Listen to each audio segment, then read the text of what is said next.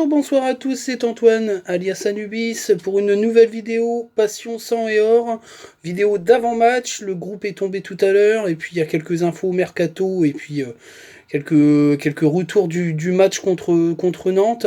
On va démarrer tout de suite par le groupe composé par Francaise, les Cafarinaises, ça change pas hein, au niveau des gardiens. Derrière, il y a une petite surprise, l'arrivée de Diallo dans le groupe. Ça, c'est parce que Cahuzac a été suspendu, du coup, il y avait une place libre. Mais bon, Diallo, c'est comme. Personnellement, c'est comme Bayala, hein, pardon. Bayala était là, mais il faisait de l'ombre. Après, il y a des infos mercato. Est-ce que ça serait pas pour anticiper un départ de Medina? On en reparlera un petit peu. Mais Diallo présent dans les joueurs de défense centrale. Silla est là, Michelin, Klos, Aïdara, Boura est là aussi. Donc il y a la suspension de Cahuzac, donc Fofana, Kakuta, Mauricio au milieu de terrain avec Doucouré et Pereira d'Acosta. Hein, le petit gamin est de plus en plus présent hein, dans le groupe lensois, même s'il joue pas, il rentre pas tout le temps en jeu, mais en tout cas, voilà, par rapport à Adam Oudjani, lui, il est présent dans le groupe, ça fait deux fois d'affilée ou trois fois d'affilée. Qu'il est présent dans le groupe, donc c'est bien pour le petit gamin qui est pétri de talent. Et puis devant, toujours l'absence de Jean. Alors il y a aussi l'absence de Badé. Hein. Badé aussi absent. Il sera absent aussi contre Nice. Il y a de grandes chances. Et puis Jean en réathlétisation, mais il est absent là. Il sera peut-être présent pour Nice, mais il y a peu de chance aussi. Donc devant c'est Sotoka, Ganago, Banza et puis Kalimundo. Voilà. Hein, choix de l'entraîneur. C'est Adam Oudjani. Alors, il y a eu des changements parce que sur le site internet. Ah non, non, non, non, non, je me suis trompé. Non, non, il n'y a pas de changement. Donc, voilà. Adam Oudjani est parti en National 2 parce qu'ils ont des matchs amicaux. Et puis, voilà, en phase de reprise, Corentin Jean. Voilà. Et puis, Loïc Badé est encore à l'infirmerie, c'est marqué sur le site. Donc, il est dans une phase de reprise beaucoup moins avancée que Corentin Jean. Voilà. Pour ce qui est du groupe. Alors le match, eh ben, c'est un match assez particulier parce que finalement, comme certains tutos se lensoient, je suis plutôt dans une espèce de confiance où je me dis que ça serait peut-être le bon moment d'aller taper Marseille chez eux alors qu'ils viennent de perdre contre Nîmes. Je me dis qu'ils sont en difficulté. Bon, ils viennent de recruter Milik, hein, qui est un excellent joueur. Sacré, je sais pas d'où il sort les thunes, parce qu'apparemment ils sont rincés au niveau budget, mais bon, apparemment ils arrivent à sortir le pognon. Et je pense qu'ils misent tout sur une qualification en Ligue des Champions, parce que je pense que s'ils se qualifient pas, je sais pas s'ils auront la monnaie pour payer tous les prêts avec option d'achat qu'ils ont fait. Hein. Donc c'est pas. Voilà, je suis un petit peu surpris quand même de voir arriver Milik à Marseille, surtout que les résultats marseillais sont pas terribles. Mais comme Benedetto apporte pas beaucoup de satisfaction devant parce qu'il n'est pas assez régulier, il n'est pas assez haut niveau, je pense qu'ils avaient besoin d'un attaquant un peu plus solide pour peut-être peser un petit peu plus offensivement. Euh, Ce qui manque un petit peu aux Marseillais, hein, parce que Thauvin tout seul, il peut pas tout faire, et puis Payet, il est sur courant alternatif, ça dépend combien de Big Mac il a mangé la veille du match. Donc voilà, je suis assez confiant.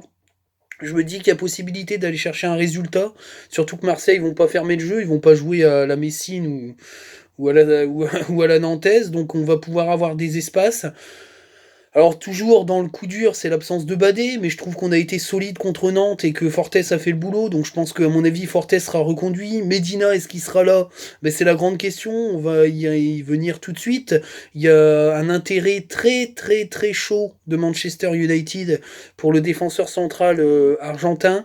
On parle de 10 millions de livres, ou entre 7 et 10 millions de livres, ce qui veut dire à peu près qu'un grosso modo 12 millions d'euros.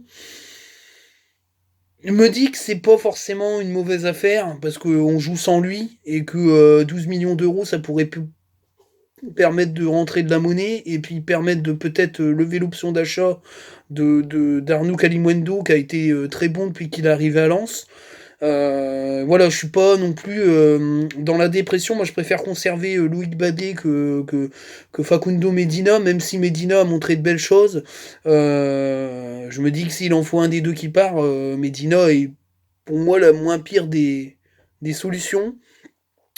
Apparemment, d'après les médias anglais, et puis avec la Voix du Nord, grâce à Grégory Lallemand, on sait que il est supervisé, donc ça serait sûrement pas un transfert cet hiver, même si tout est possible dans le football.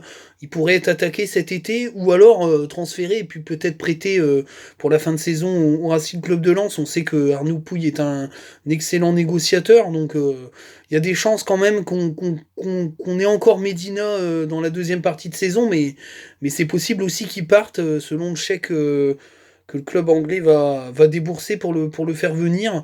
Il y a pas mal de mouvements au niveau des défenseurs centraux en Europe, donc on est attaqué, c'est logique, parce que nos défenseurs centraux sont jeunes et ont du talent, donc quand une équipe joue bien et crève l'écran, peut-être exagéré de dire crève l'écran, mais on est quand même reconnu par pas mal de médias, les clubs s'intéressent aux joueurs de l'effectif. Voilà.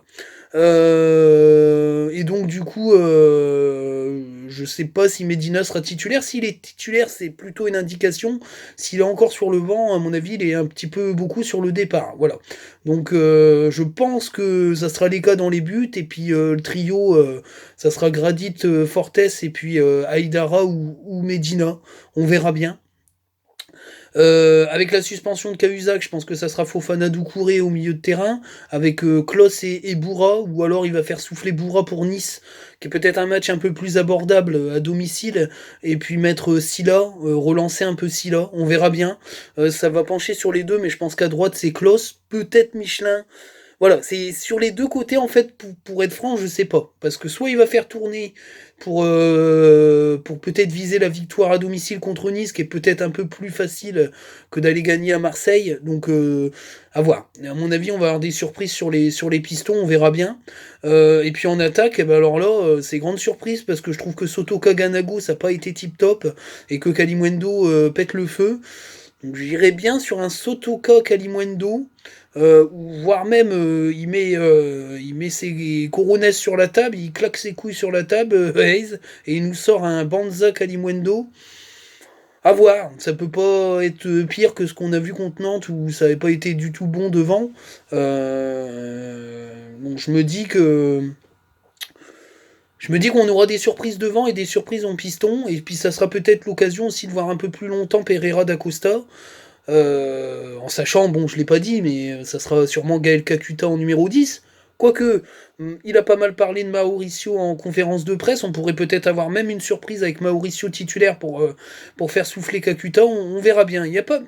C'est une compo surprise. Pour moi, je ne sais pas trop ce qu'il va aligner, Franck, surtout que il a eu des déclats en fin de des déclarations d'après-match assez particulières où il avait l'air de un petit peu viser les joueurs qui semblaient mécontents d'avoir peu de temps de jeu, et je pense que ça visait Medina qui avait peut-être envie d'ailleurs parce qu'il trouvait qu'il jouait pas assez par rapport à ce qu'il espérait. Donc voilà, la compo, ça va être intéressant demain de voir ce qui va tomber en compo pour trouver le 11 type.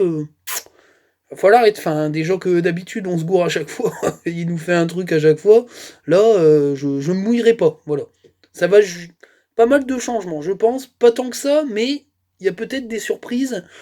Après, il y a pas mal d'absences côté marseillais, surtout qu'en plus, Morgan Sanson va peut-être être transféré à Aston Villa pour 18 millions d'euros. Enfin, c'est n'importe quoi. Je sais même pas comment ils arrivent à vendre des joueurs à ce prix-là. Enfin, Morgan Sanson, avec tout le respect que j'ai pour lui, il vaut pas 18 millions d'euros. Enfin, voilà, c'est complètement fou. C'est le marché anglais, c'est n'importe quoi. Mais bon, tant mieux pour Marseille qui s'en met plein les poches. Mais c'est complètement dingue. C'est pour ça que je me dis que si Manchester claque un gros chèque sur la table, il faut pas hésiter parce que on vendra jamais Medina plus de 20 millions d'euros. S'il claque 20 millions, faut y aller, hein. Faut vendre Medina. Je pense qu'on joue sans. On a prouvé qu'on pouvait être quand même assez solide sans Medina en défense centrale. Pour moi, s'il y a un gros chèque, il doit partir. Donc les absents côté marseillais, ils sont quand même nombreux. Alvaro est... Alvaro est suspendu, si je dis pas de conneries.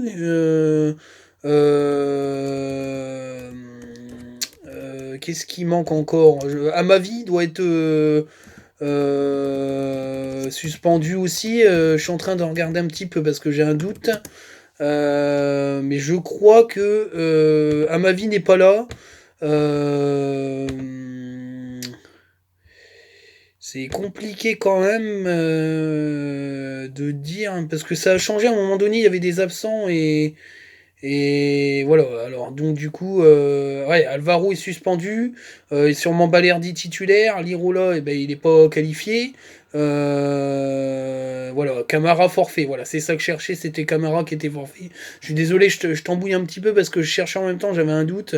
Et voilà, et Kawi, Benedetto, ils étaient absents, hein, mais ils seront sûrement présents pour le match. Donc voilà. Et Mandanda, pas sûr qu'il soit. Il a une petite chance de jouer, mais il sera un petit peu diminué. Mais enfin, Mandanda, il est tellement. Il sauve tellement la baraque que. Voilà. Même à moitié, à moitié en forme, il est quand même dangereux. Il est capable d'arrêter des buts tout faits. Donc voilà. Camara absent. Amavi absent. Et puis Camara absent, Amavi absent et Alvaro absent. Donc il y a quand même des absences de marque chez nous aussi, puisque Badé n'est pas là, Cahuzac suspendu, qui avait quand même été solide contre Nantes. Donc voilà, il y a des absents de chaque côté, mais je trouve qu'on est moins mal loti que Marseille. Voilà. Euh, on va aussi un petit peu parler de la conférence de presse de Francaise, où il a quand même pas mal loué l'entrée de Mauricio. Ça, c'est un signe, c'est-à-dire que Mauricio, il a peu de temps de jeu, mais il fait des bons entraînements et il apporte satisfaction. Il aura sa chance, je pense, en tant que titulaire. Et c'est un joueur qui prend son mal en patience, et je pense que il a peut-être compris que c'était par là que ça fallait que ça passe, par la patience. Et en tout cas, quand il rentre, il est décisif. Donc ça a été souligné par Franck Hayes. D'ailleurs, il a aussi souligné que la faute de Gradit était bête. Et ça, tout le monde l'a vu. Il doit jamais tacler comme ça, il le dit. Après, il tempère quand même parce que Gradit a été quand même assez solide depuis le début de la saison. Je trouve qu'il est au diapason de la Ligue 1. Mais après, il faut qu'il corrige ses excès d'engagement, là, ses coups de sang. Quand il part dans des tacles à la Olivier Tom, là, c'est complètement dingue. Il doit arrêter de faire ça parce que il va se faire prendre à chaque fois et on va s'en prendre des pénaltys. Hein. C'est très compliqué, quoi. Il se jette beaucoup au sol. Et des fois, c'est vraiment pas maîtrisé, donc faut qu'il fasse très attention. Je voulais souligner autre chose aussi sur cette conférence de presse, où on a vu Fortes aussi présent, on en parlera un petit peu après. Il a été quand même sévère sur l'entraînement. Apparemment, il a l'air mécontent quand même du comportement de certains remplaçants. Il a trouvé que l'entraînement n'avait pas été terrible, terrible. Il a dit lui-même moyen, hein. C'est quand même quelqu'un qui a pas beaucoup de langue de bois et qui est pas du genre à protéger fortement son effectif quand il y a des choses qui vont pas. Il est pas là à faire la muraille pour protéger son effectif. Je trouve que il y a peut-être aussi un agacement dans certains comportements et doit être visé Medina parce que je pense qu'il doit pas bien se comporter par rapport à son transfert. Peut-être que ça c'est mal vécu par Francaise, mais en tout cas il a l'air assez remonté. Donc j'espère que les joueurs vont répondre à ce coup de sang de Hayes qui a été assez cinglant en conférence de presse, même s'il a loué certains joueurs. D'ailleurs, il a loué beaucoup de remplaçants, hein, ce qui veut dire qu'il a quand même été mécontent de certains titulaires contre Nantes. Donc je pense que le message a dû bien passer parce que à la conférence de presse, il n'a remis une couche. Et puis Fortes s'est présenté. Euh, j'ai trouvé dans ses propos qu'il avait une espèce de sérénité. Je pense qu'il a passé le cap des critiques, il a passé le cap de de la saison dernière où il était très en difficulté. Je l'ai trouvé très solide contre Nantes. Après ce rôle de remplaçant, il commence à l'accepter alors qu'il n'avait pas forcément accepté quand Guillaume Gillet avait pris le brassard et que la défense centrale jouait bien sans lui. Et je pense il a passé ce cap de ne plus dire je suis le titulaire indiscutable. Et il profite à fond des minutes qu'il lui donne et il montre qu'il est solide. En tout cas, je l'ai trouvé solide. Mais bon, après, on verra sur la longueur. Hein, c'est pas sur un match qu'on juge. En tout cas, je l'ai bien noté et j'espère qu'il sera aussi solide contre Marseille parce que c'est un adversaire d'un tout autre calibre. Voilà, alors mon prono, j'ai pas encore fait de prono, mais je vais, euh, je vais dire un partout. Un match nul à l'extérieur, je vois bien un match nul à l'extérieur. Après, secrètement, ça c'est mon prono secret, 1-0 pour Lens. Voilà. Ça c'est mon prono secret, c'est le prono du cœur. Mais le vrai prono c'est un partout. J'avais dit match nul. J'avais dit pareil, match nul face à Nantes un partout. Je pense qu'on va refaire un match nul à l'extérieur un partout, parce que ça va être dur contre Marseille. Il y a de la qualité avec Payet et Thauvin. Ils vont à eux tout seuls, ils sont capables de marquer un but. Donc voilà, il faudrait qu'on marque assez tôt pour les mettre un peu en difficulté. Mais voilà, c'est pas une équipe qui, si elle marque, va se recroqueviller en défense. Ils vont continuer à attaquer. Donc ça veut dire qu'on va quand même voir du jeu.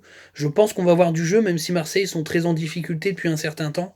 Donc voilà, je vais mettre un petit sondage par rapport à ma vidéo d'avant-match, et puis on verra les résultats par rapport au pronos, et puis voilà, on verra un petit peu quand je ferai la, la vidéo d'après-match, un petit peu voir si les Lensois se sont plantés, si la commu s'est plantée, et puis on mettra un petit peu, avant de faire la vidéo d'après-match, je ferai un petit sondage top-flop, voilà, en mettant des joueurs que je pensais top et flop, puis voir un petit peu par rapport à ce que la commu pense. Comme ça, il y aura un petit peu de débat, d'équilibrage. Je pense à Roland Ross qui pense que mon cœur parle trop. Petite dédicace. Je vais essayer de créer un petit peu de débat, c'est important. Voilà. Donc voilà, bah écoutez, cette vidéo se termine. Demain, gros match. Ah, ça fait du bien d'enchaîner les matchs tous les 3 jours. On se gave de foot, on a été longtemps sevré de football, eh ben, ça fait du bien. Et puis en plus en Ligue 1, on va au Vélodrome, enfin, c'est du plaisir. Faut profiter les gars, faut profiter parce qu'on a bien bouffé de la merde. On profite et je vous dis ciao.